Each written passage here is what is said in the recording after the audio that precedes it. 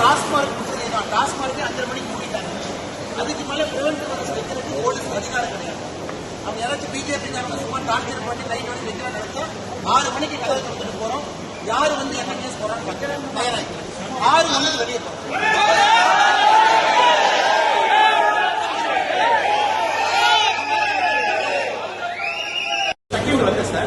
எங்களுடைய போராட்டங்கள் டாஸ்மாக் ஆபீஸ் 5:30 மூணு வரும். நீங்க என்ன நான் எங்களுக்கு உள்ள வச்சு பண்றீங்க? ஏன்னா நான் இவ்வளவு நேரம் உங்களுக்கு ரெஸ்பெக்ட் கொடுத்தேன். கேல்கட்டா நான் 3 ஃபிளைட்டை விட்டுருக்கேன். ஒரு முக்கியமான கட்சி வேலை 3 ஃபிளைட்டை விட்டுருக்கேன். உங்களுக்கு ஆப்ஷன் கொடுத்தேன். என் கூட போலீஸ் ஏர்போர்ட் வரைக்கும் அனுப்புறேன். என் பொறுமையை சோதிக்காதீங்க சார்.